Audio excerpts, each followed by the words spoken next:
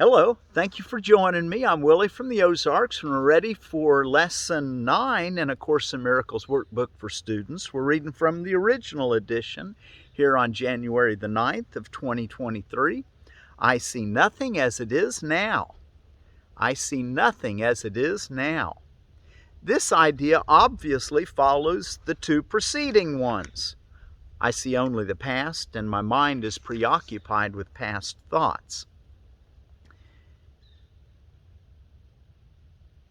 But while you may be able to accept it intellectually, it is unlikely that it will mean anything to you as yet.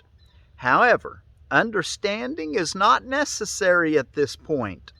In fact, the recognition that you do not understand is a prerequisite for undoing your false ideas. So don't worry if these things aren't coming real clear to you right away. You may just know, he's going to explain this. The exercises are concerned with practice, not with understanding. You do not need to practice what you really understand. It would indeed be circular to aim at understanding and assume that you have it already. Paragraph 2, it is difficult for the untrained mind to believe that what seems to be pictured before it is not there. That sentence was a little difficult for me to understand until I put a comma between the it and the is. It is difficult for the untrained mind to believe that what seems to be pictured before it is not there. This idea can be quite disturbing and may meet with active resistance in any number of forms, yet that does not preclude applying it. No more than that is required for these or any other exercises. And look at this. Each little step will clear a little of the darkness away. And understanding will finally come to lighten every corner of the mind which has been cleared of the debris that darkens it. Now there's a nice promise. So don't worry so much if you don't understand everything. As a matter of fact, he's saying it's a prerequisite that you recognize that you don't understand, so you be a good learner, a good student. Okay? And then he says each little step will clear a little of the darkness away, and understanding will finally come to lighten every corner of the mind which has been cleared of the debris that darkens it. All those twisted ideas that are not worthy of the Son of God, well, he's going to help us address them and let them go. Turn all of our defenses into a recognition that we need not defend ourselves, that in our defenselessness our safety lies, is where we're headed because of the power of God. We're going to learn a little bit about that those who understand God will have the meekness of God, and it's the meek shall inherit the earth, as it says. These exercises, for which 3 or 4 practice periods are sufficient, involve looking about you and applying the idea for the day to whatever you see, remembering the need for its indiscriminate application and the essential rule of excluding nothing. For example, I do not see this typewriter as it is now. Of course, we'll probably say keyboard. This was written in the 70s. I do not see this key as it is now. I do not see this telephone as it is now. There's a smartphone. Begin with things that are nearest you and then extend the range. I do not see that coat rack as it is now. I do not see that face as it is now. I do not see that door as it is now. It is emphasized again that while complete inclusion should not be attempted, specific exclusion must be avoided. Be sure you are honest in making this distinction. You may be tempted to obscure it. You might say to yourself, kind of underneath the level of what you're aware of, you might be saying, I don't want to apply that to certain things. And he says, don't do that. Very, very important that we apply this to anything that our eye looks at. We don't have to include everything, but just be not willing to exclude anything. Okay? I see nothing as it is now. All right, let's go take a look now in our text reading. You know what? Before we go to our text, which is, we're in chapter 2. Oh, where'd my little marker go? Here we go. Let's turn to chapter 2, which is the illusion of separation, and section 36, or paragraph 36. Anyway, the illusion of separation is chapter 2, Roman numeral 2, section 2, the reinterpretation of defenses. Okay, we're going to talk about that very thing now that we were just talking about in our lesson, about our defenselessness. And we'll start in paragraph 36 while you're turning there. That way you can follow along if you'd like, which I'd encourage you to. Let me just tell you a moment about, a little bit more about hazelnut, Corylus americana. And I found this on medicinalherbinfo.org. Native Americans drank bark tea for hives and fever. Native Americans drank bark tea for hives and fever. The bark poultice is used to close cuts, treat tumors, cold sores, and skin cancer. Like Hawthorn, hazelnut is known to improve the heart and prevent hardening of the arteries. But their alleged aphrodisiac properties may suggest that people with heart problems should stay off of hazelnut. The twig hairs were used by Native Americans and historically by physicians to expel worms. And it's a febrifuge and an astringent. Okay, so we'll come back to our let's now take a look in our text reading, starting in paragraph 36. The atonement is the only defense which cannot be used destructively. That is because while everyone must eventually join it, it is not a device which was generated by man. The atonement principle was in effect long before the atonement itself began. The principle was love, and the atonement itself was an act of love. Acts were not necessary before the separation because the time-space belief did not exist. It was only after the separation that the defense of atonement and the necessary conditions for its fulfillment were planned. Paragraph 37, it became increasingly apparent that all of the defenses which man can choose to use constructively or destructively were not enough to save him. It was therefore decided that he needed a defense which was so splendid that he could not misuse it, although he could refuse it. His choice could not, however, turn it into a weapon of attack, which is the inherent characteristic of all other defenses. The atonement thus becomes the only defense which is not a two-edged sword. Paragraph 38. A two-edged sword, meaning that that you can be hurt by the same thing that you're defending yourself with. And so we want something that we can't ever hurt ourselves with, and that's what the atonement is, the practice of forgiveness, the miracle. The atonement actually began long before the crucifixion. Many souls offered their efforts on behalf of the separated ones, but they could not withstand the strength of the attack and had to be brought back. Angels came too, but their protection did not suffice, because the separated ones were not interested in peace. They had already split their minds and were bent on further dividing rather than reintegrating. The levels they introduced into their minds turned against each other, and they established differences, divisions, cleavages, dispersions, and all the other concepts related to the increasing splits which they produced. 39. Not being in their right minds, they turned their defenses from protection to assault and acted literally insanely. It was essential to introduce a split-proof device that could be used only to heal, if it were used at all. remember, we all have our free will. We don't have to accept the atonement, but if you do accept it, it won't ever hurt you, is the point he's trying to make. The atonement was built into the space-time belief in order to set a limit on the need for the belief and ultimately to make learning complete. The atonement is the final lesson.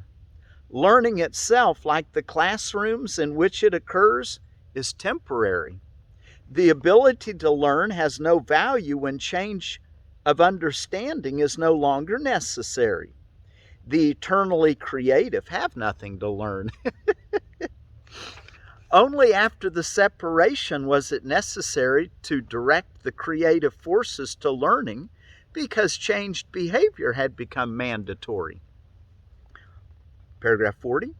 Men can learn to improve their behavior and can also learn to become better and better learners. This serves to bring them into closer and closer accord with the sonship. But the sonship itself is a perfect creation, and perfection is not a matter of degree. Only while there are different degrees is learning meaningful. The evolution of man is merely a process by which he proceeds from one degree to the next. He corrects his previous missteps by stepping forward. This represents a process which is actually incomprehensible in temporal terms because he returns as he goes forward. 41. The atonement is the device by which he can free himself from the past as he goes ahead. It undoes his past errors, thus making it unnecessary for him to keep retracing his steps, without advancing to his return. In this sense, the atonement saves time, but like the miracle which serves it, does not abolish time. As long as there is need for atonement, there is need for time. But the atonement is a completed plan. But the atonement as a completed plan does have a unique relationship to time. Until the atonement is finished, its various phases will proceed in time, but the whole atonement stands at time's end. At this point, the bridge of the return has been built. Paragraph 42. The atonement is a total commitment. You still think this is associated with loss. This is the same mistake all the separated ones make in one way or another. They cannot believe that a defense which cannot attack is the best defense. Wow, let's read that again. They cannot believe that a defense which cannot attack is the best defense. That's because we're seeing things upside down. But we're going to start learning that the best defense is always not to attack. That is what is meant by the meek shall inherit the earth. They will literally take it over by their strength, or because of their strength. Let's look at that again. I just love this. The atonement is a total commitment. You still think this is associated with loss. This is the same mistake all the separated ones make in one way or another. They cannot believe that a defense which cannot attack is the best defense. This is what is meant by the meek shall inherit the earth. They will literally take it over because of their strength. And that's a quote out of, in the Old Testament, Psalm 37:11. And in the New Testament, Jesus used it in Matthew 5:5 in the Sermon on the Mount, there in the Beatitudes. The meek shall inherit the earth. He was just quoting something out of the Old Testament there. But anyway, I love what Jesus has added here now. They will literally take it over because of their strength. A two-way defense is inherently weak precisely because it has two edges and can turn against the self very unexpectedly. This tendency cannot be controlled except by miracles. Paragraph 43. The miracle turns the defense of atonement to the protection of the inner self, which, as it becomes more and more secure, assumes its natural talent of protecting others. The inner self knows itself as both a brother and a son. You know that when defenses are disrupted, there is a period of real disorientation accompanied by fear, guilt, and usually vacillations between anxiety and depression. This course is different in that defenses are not being disrupted, but reinterpreted, even though you may experience it as the same thing. In the reinterpretation of defenses, only their use for attack is lost. Since this means they can be used only one way, they become much stronger and much more dependable. They no longer oppose the atonement, but greatly facilitate it. Paragraph 44. I think this is the last paragraph we'll read today. The atonement can only be accepted within you. You have perceived it largely as external thus far, and that is why your experience of it has been minimal. The reinterpretation of defenses is essential in releasing the inner light. We want to have our inner light released, our inner sight. The reinterpretation of defenses is essential in releasing the inner light.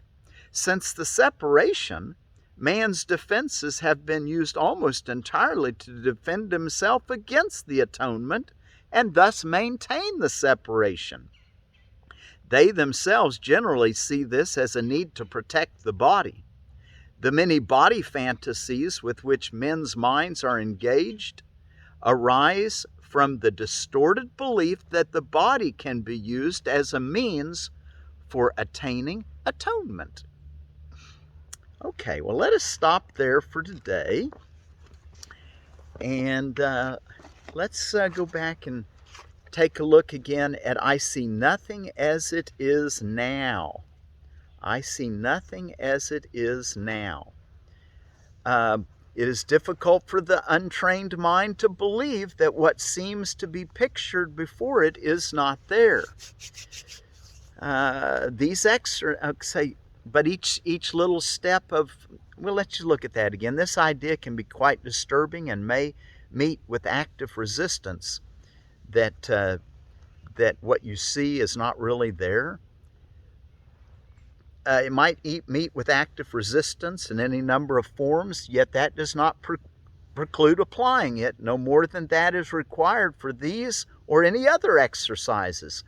Each little step will clear a little of the darkness away, and understanding will finally come to lighten every corner of the mind which has been cleared of the debris that darkens it. These exercises, for which 3 or 4 practice periods are sufficient, involve looking about you and applying the idea for the day to whatever you see, remembering the need for its indiscriminate application and the essential rule of excluding nothing. Now, you don't have to include everything you see, but there shouldn't be anything that you're unwilling to include. You don't want to make this where everything you have to see, because you'd spend your whole day and you wouldn't get it all said anyway.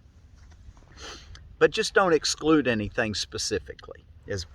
And then look at close around you first and say, I do not see, the examples he gives, I do not see this typewriter as it is now. I do not see this key as it is now.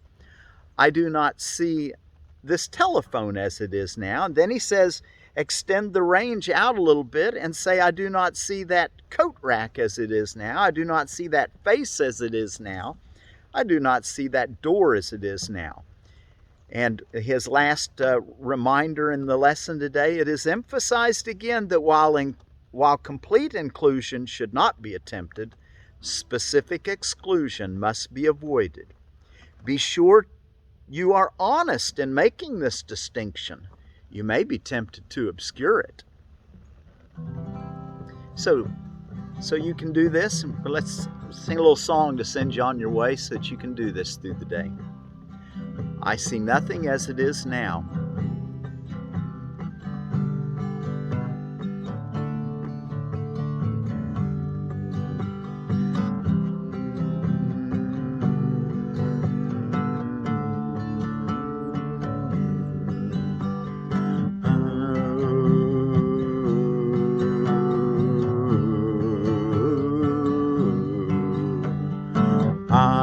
see nothing as it is now. I see nothing as it is now. I do not see this blank as it is now. I do not see that blank as it is now.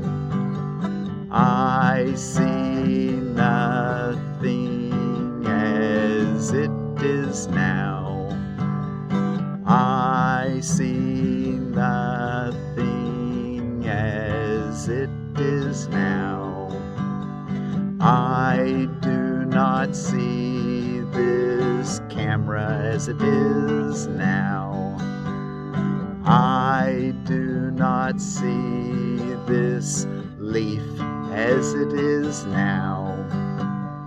I do not see that tripod as it is now. I do not see that tree as it is now. I see nothing as it is now. I see nothing as it is now. I see nothing as it is now. I see nothing as it is now.